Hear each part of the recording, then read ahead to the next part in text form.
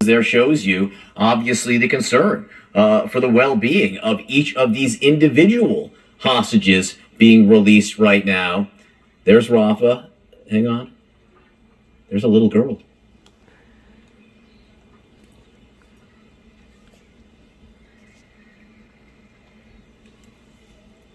These are live pictures. This is the first time we're seeing that right now. And for the first time, we just saw a little girl getting out of one of those ambulances and walking into a building there.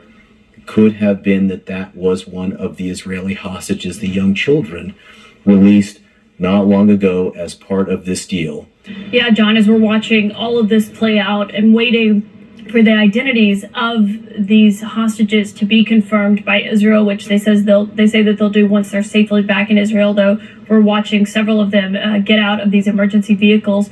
We're also learning more about who they are, and I'm told by an Israeli source that most of these hostages, not all of them, we don't know that exactly, but a majority of the hostages that have been released just now by Hamas from Gaza are from kibbutz near Oz. And on October 7th, that was a kibbutz that saw a lot of devastation in the October 7th attack. I believe it was estimated that a quarter of the population of the several hundred people who lived there were either murdered or kidnapped into Gaza. And they saw, it was the kibbutz where they burned basically the kindergarten to the ground. They went into homes. You heard, the testaments from the people who did survive that attack about just how devastating it was that day and how it saw some of the worst violence on October 7th.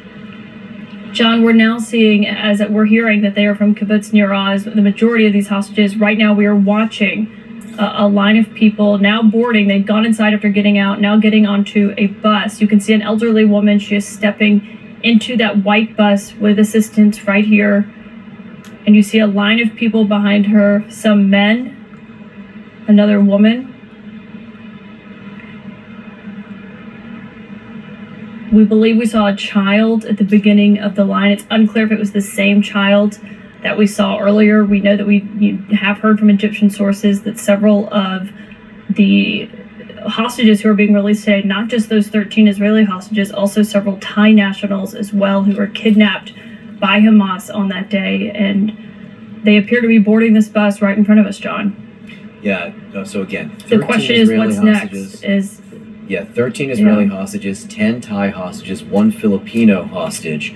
We saw a number of them, but by no means all, boarding that bus right there. Presumably some are also receiving medical care, might be in the ambulances there. We are told that the young girl that we had seen earlier was at the front of the line. We're going to try to get a look at that again. But boarding that bus, we did clearly see one child, some older women, and then men. Okay, let's see. We're going to see those pictures again. Let's take a look at those pictures again.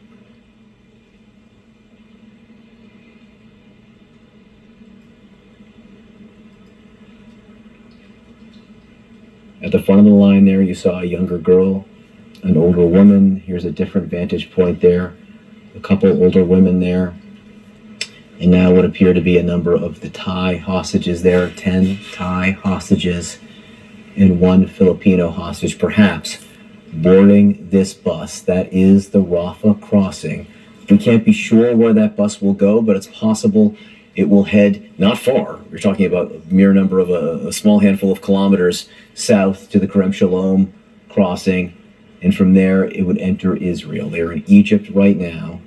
This group of hostages there, apparently the Thai men, and also perhaps 1 Filipino hostage boarding that bus. Caitlin, where earlier we did see the first person to get on was that girl, that young girl that we saw, now free after 48 days in captivity. What's next for this bus? We are not sure, but within the next several hours, all of those people, we presume, will be back inside Israel. Yeah, we believe the next stop for that bus is going to be here in Israel, where there's a number of hospitals that are preparing to receive them. They are this reintegration process that these hostages are going to have to go through isn't just about their physical well-being, these medical checkups, but also a meeting with therapists and officials here to talk about what they've seen, what they've experienced in these 48 days. that they have been held. These people have not known freedom since October the 7th, since they were kidnapped by Hamas into Gaza, where we know from at least 2 of the hostages who were previously released, they were in a complex tunnel system underground, and they had been underground for so long that when they were released, John, natural light, sunlight shocked them because they just hadn't seen it in so long. And so that's the kind of mindset that so many of these people that you're seeing now have gone through, where, I mean, there are major questions about what else those conditions looked like, but we do know what we've heard from other hostages who have been released.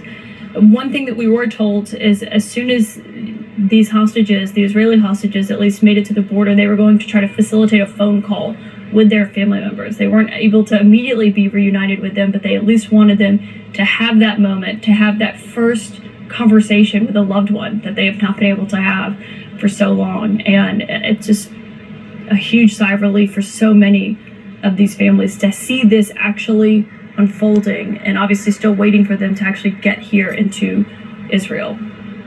We do expect the hostages to go soon, and that's the Hatzarim Air Base. You can see inside Israel. So Rafah here, and then presumably they'll move somewhere back into Israel, either crossing here or here, and then travel to the Hatzarim Air Base. That's where our Matthew Chance is with the latest on what you're seeing. Matthew. That's right, John. Here at the Hatzarim Air Base, preparations have been underway for some time to cater for this arrival, this first stop in the arrival of these 13 Israeli hostages, perhaps the nationals from Thailand and the Philippines as well, though it's unclear whether they'll be coming directly here as well. We're trying to get clarification on that. But yes, it's going to be a sensitive operation. You saw those people heading towards the bus in the live video that we've been watching.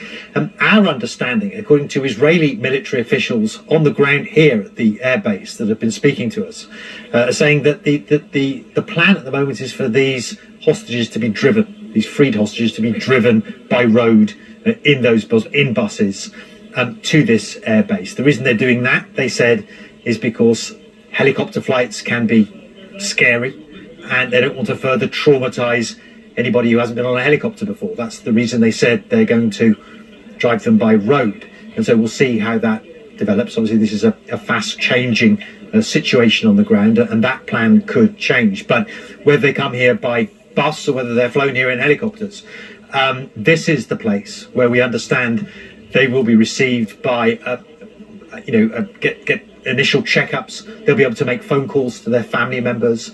They'll be properly looked at medically and psychologically to assess what their immediate needs are, given food and drinks, a change of clothes if that's necessary as well. It's not clear whether they're still in the same clothes, for instance, that they were in when they were abducted so violently back on October the 7th. So they're going to be looked at here. There are also shower facilities, things like that.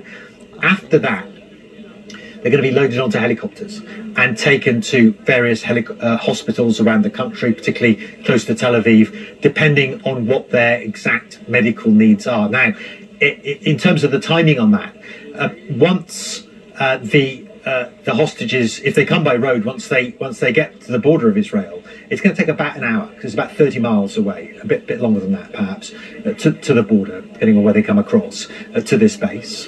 And then they're going to be processed for between half an hour and 2 hours, depending on their specific needs. And so we're bracing ourselves for several hours now before these people sort of arrive here, are processed, and then finally board those helicopters that are waiting for them here and choppered to the hospitals elsewhere in the country. But again, a very sensitive, delicate, anxious period underway right now.